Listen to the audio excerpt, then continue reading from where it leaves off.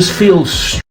It's times like these where things just feel strange, oddly biblical, even if you're not religious. Everywhere you look around the world, there's some areas experiencing massive drought, others are getting flooding, there's earthquakes more than ever before. And all in between these earthquakes, the flooding, the droughts, there's an eclipse. It has a kind of end of times feeling to it. And amongst all of this, we have AI coming in, uncertainty, more inequality than ever before. People aren't paid enough to live or get by. It feels like the world is just crumbling. Tensions of war, everything is at its highest level, and it feels like we're about to hit the iceberg that's going to sink this Titanic we're all aboard on. Chaos everywhere you look, it just feels like chaos. There's so much going on that we don't know what to focus on. We recently found out aliens were real. No one cared. There's so much other stuff going on to focus on, to deal with. And the thing is this what's actually happening? Is this what's always happened? It's just that social media is exposing us to it more now.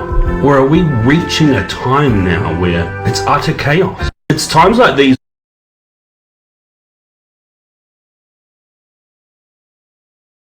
Shalom, shalom, Israel. First and foremost, I want to give all honor, glory, and praise unto YAHAWAH, Hashem, YAHAWASHI, Hashem, Kwakwadosh. Double honors to the elders and apostles of Great Millstone. Shalom to mighty Akim, Wakwathim, who are diligently waiting to be delivered from this final captivity, as well as a speckled bird that may look like the other nations, but are actually Yasharallah. This brother Kawakab coming at you with another lesson. Today's lesson, I want to go in on this video where the guys actually makes some really good points, where it's really kind of strange to me a bit that we can be in such a strange time, yet people, they don't really care or even bother trying to acknowledge what's going on around them. It's just like, well, who cares and stuff like that. And the funny thing about that is that it's not even something that they don't care about all the time, I guess. But it's kind of a bit of both. I don't care, but at the same time, like, I can't afford to care. Like, they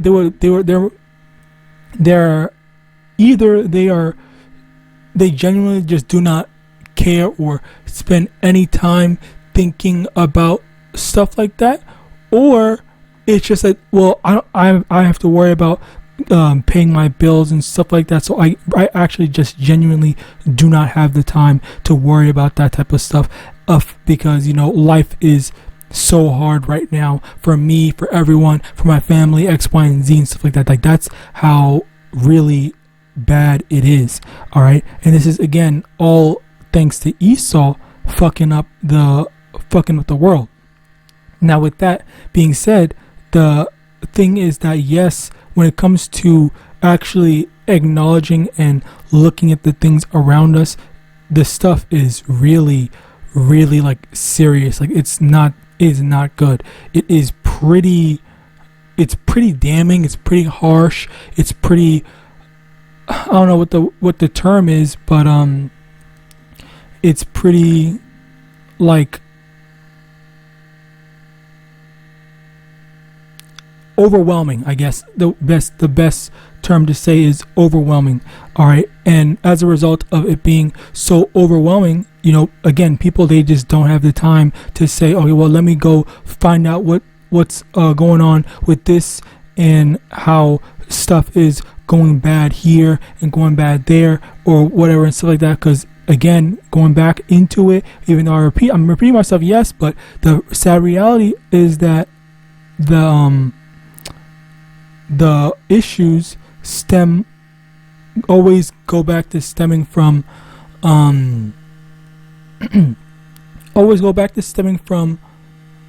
not just the chaos from society, but the chaos from the world, because you have all these different natural disasters. I don't know if you know, but there was that whole natural disaster with I think it was a swarm of locusts that was in Israel and stuff like that, and not even just Israel but other places as well. There's a lot of different natural quote unquote natural disasters that was a very big thing. It was like it looks like one of these like biblical plagues which is why, the guy said, even though you're not religious, you still see these things as like biblical, because you recognize that these are the things that's going on from the Bible. And as a result of that is saying something. That's a very big thing to just readily admit, because again, thinking about it,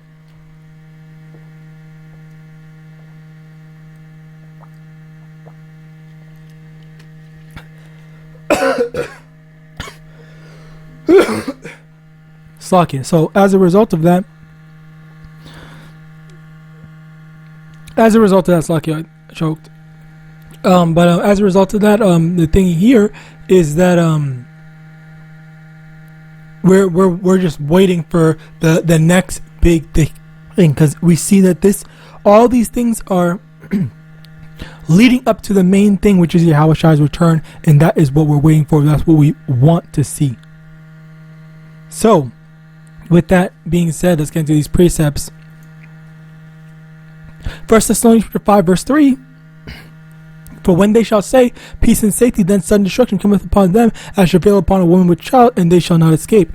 And the thing here is that there is that mindset, that assumption that, oh yeah, well, I'm living my life here. I love my life in Babylon and all this stuff. Oh, I don't have to worry about anything. Everything's gonna be good and all that stuff. But the reality is that it is coming to an end. That quote unquote peace, that indulgence in society, whatever, it's not permanent. The Lord is going to handle that. The Lord is going to deal with that, and He's going to show that in His judgments. He's going to send more plagues, famines, pestilences, and all this stuff like that to the people to whom it deserved, to whom are deserving of said judgments, for them to answer and pay for the wickedness that they've done and the wickedness that they pushed out. All right, so yeah, like as a result of that, they're in this mindset of, oh, we're good, I'm good, I don't need to worry about this. And then as they are not aware, as they're not looking, then everything just goes goes to shit, and everything goes to hell. And they're like, what? I didn't expect this. This happened like this. I didn't know X, Y, and Z, blah blah blah blah, whatever, and stuff like that. And then okay, well, that's that major surprise. All right. Romans 13 verse 11, and that, knowing the time, that now it is high time to wake out of sleep, for now is our salvation nearer than when we believed. And the thing here is that even him, the fact that he's saying this, it kind of goes to show that yes, it's not just him, it's not just certain people. Well, yes, it is certain people. It's the people that the Lord opened the eyes to, but it's for stuff like this, for even a secular person can start to see, like, there is a lot of stuff that's a bit weird, a bit strange going on and whatever. So he's able to see that, acknowledge it, like that's a little bit strange. Like maybe someone should actually acknowledge that, look into that and all that stuff or whatever, rather than just being foolish and indulging regardless of what's actually going on. All right, continuing on. So yes, and to take it a step further, for the elect are acknowledging this and saying, "Call Allah Yahawashi," which basically means all praise unto Yahweh and His heavenly and Yahweh and His Son Yahawashi. All right, in the name of Yahawashi, Slakia, all praises to Yahweh in the name of Yahawashi. All right, so that's what it means. And with that, we are made to acknowledge that this is the build up to Yahawashai's return, basically. No, we don't know the exact date. We're not supposed to know the exact date, but we know the approximation, where we see that approximation in these signs. Actually, let's get that. No. Wrong one.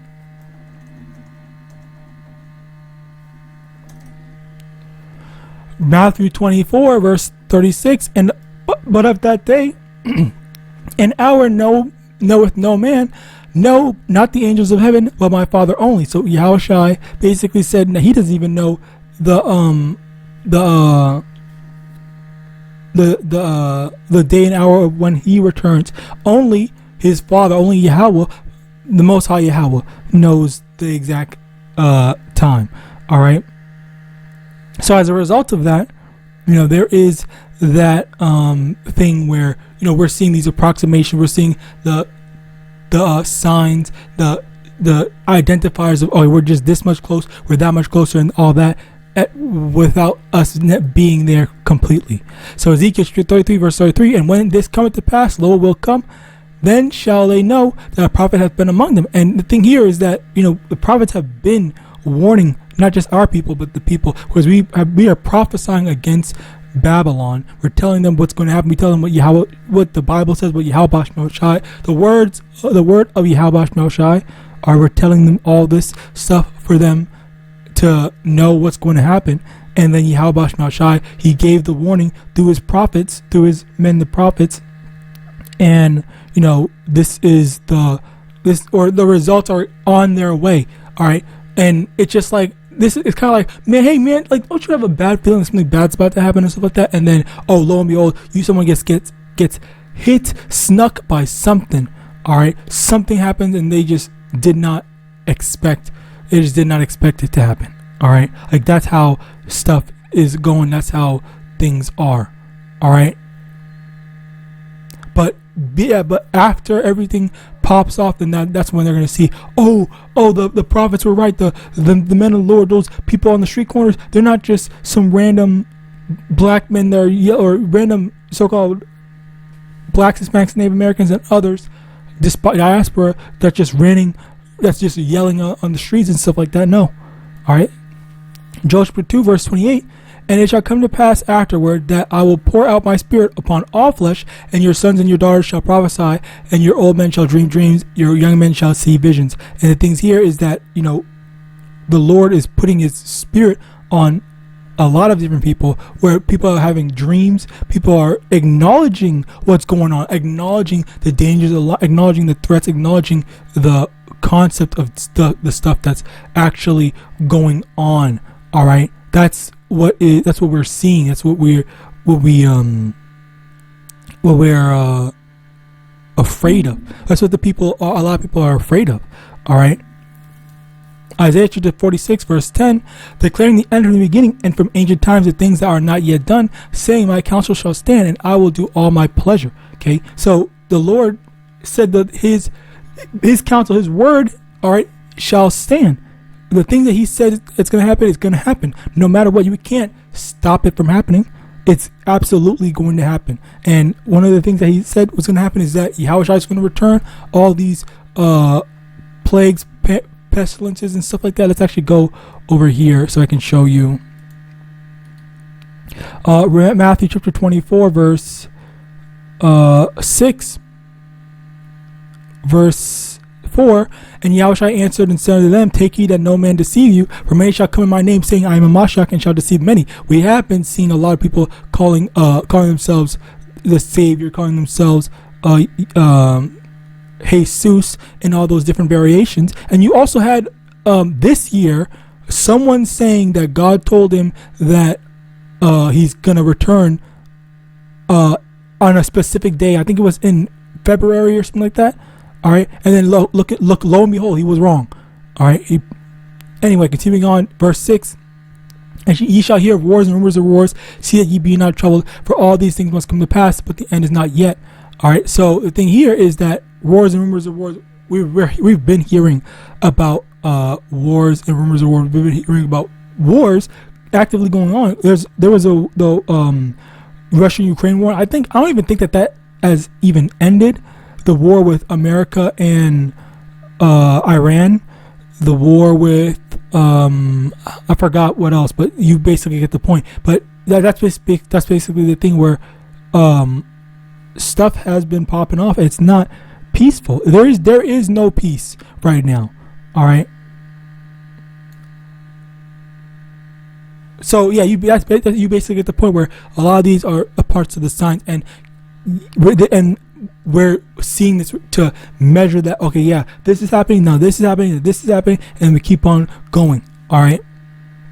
As a matter of fact, let's get this. Verse 8 in Matthew 24, verse 8. All these are the beginning of sorrow. So this is the beginning of sorrow. This is the thing that we're seeing that identifies how close we are to the end. All right. Now, Matthew 24, verse 48. But and if that evil servant shall say in his heart, my Lord delayeth his coming, and shall begin to smite his fellow servants, and to eat and drink with the drunken, the Lord of that servant shall come in a day when he looketh not for him, and in an hour that he is not aware of, and shall cut him asunder, and appoint him his portion with the hypocrites. There should be weeping and gnashing of teeth. Basically, that security that they have, we're fine, or I'm gonna be fine, or I'm gonna be taken care of, and all that stuff. Well, they're going to see that, okay, well, that I was wrong. I need to repent. I need to do this. I need to do that, whatever, and stuff like that.